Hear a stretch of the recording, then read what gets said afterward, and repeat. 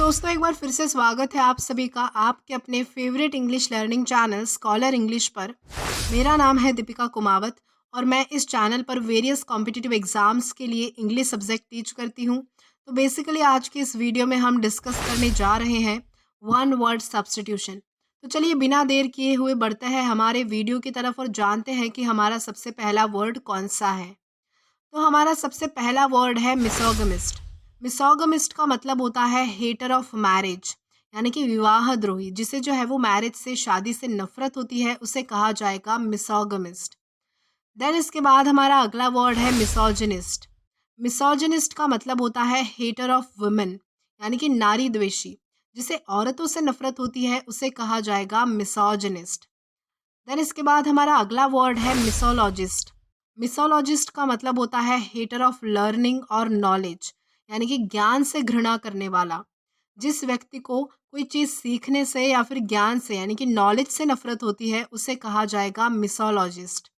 Then इसी के साथ आगे बढ़ेंगे हमारे नेक्स्ट वर्ड की ओर और जानते हैं कि हमारा अगला वर्ड कौन सा है। देन इसके बाद हमारा अगला वर्ड है मोनार्की।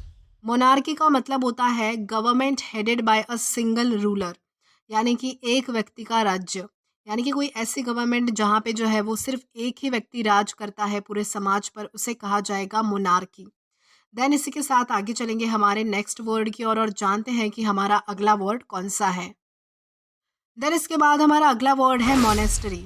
मोनेस्टरी का मतलब होता है residence of monks living scheduled under religious vows, यानी कि आश्रम या फिर मठ। यानी कि ऐसी जगह जहाँ पर जो है वो साधु संत या फिर मॉन्क्स जो कि हमारे रिलीजन से रिलेटेड होते हैं, ऐसे लोग रहते हैं, उन्हें कहा जाएगा मोनेस्टरी। यानी कि उस जगह को जो है वो मोनेस्टरी कहा जाता है। देन इसी के साथ आगे बढ़ेंगे हमारे नेक्स्ट वर्ड की ओर। देन इसके बाद हमारा अगला वर्ड है मोनोगमी। मोनोगमी का मतलब होता है practice of being married to a one person at a time, यानी कि एक विवाह करने की प्रथा। यानी कि ऐसा प्रैक्टिस, कोई ऐसी प्रथा जिसमें जो है वो एट अ टाइम सिर्फ सिंगल व्यक्ति के साथ ही शादी की जा सकती है, उसे कहा जाएगा मोनोगमी।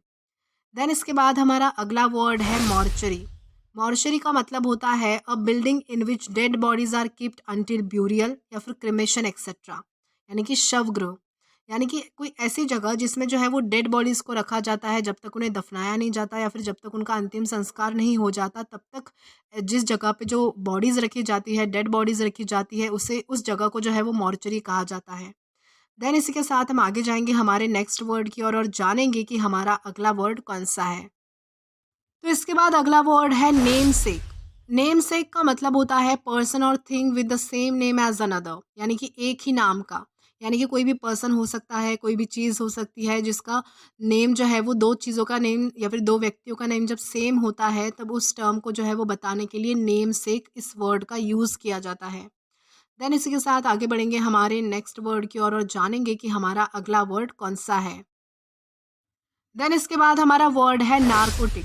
नार्कोटिक का मतलब होता है ड्रग्स इंड्यूसिंग ड्राउसीनेस और स्लीप, यानी कि निद्राकारी। यानी कि कोई ऐसा ड्रग, कोई ऐसी मेडिसिन हो सकती है जिससे बहुत ज़्यादा नींद आती है या फिर जिससे बहुत ज़्यादा लो फील होता है, चक्कर आते हो, उसे कहा जाएगा नार्कोटिक। देन इसी के साथ हम आगे जाएंगे हमारे आज के लास्ट वर्ड की ओर और जानेंगे कि हमारा वर्ड कौन सा है। तो हमारा वर्ड है नियोलॉजिज्म। नियोलॉजिज्म का मतलब होता है कॉइनिंग और using of new words, newly coin words, यानी कि नवीन शब्दों का प्रयोग करना। यानी कि नए वर्ड्स का प्रयोग करना, उनको कॉइन करना, यानी कि उनको बनाना, या फिर नए शब्दों का जो है वो अपने डेली यूज कन्वर्सेशन में उनका उपयोग करना, उसे कहा जाएगा नियोलॉजिज्म। तो दोस्तों, आज के लिए बस इतना ही। आई होप आपको ये वीडियो ज़रूर पसंद आया हो, और अगर आपको ये वीडियो पसंद आया हो तो do like this video, subscribe the channel and share as much as you can. और अगर आपने इससे पहले वाले वीडियोस नहीं देखे हैं तो आप यहाँ पर क्लिक करके वो सारे पहले वाले वीडियोस भी देख सकते हैं। Till then keep learning. Thank you.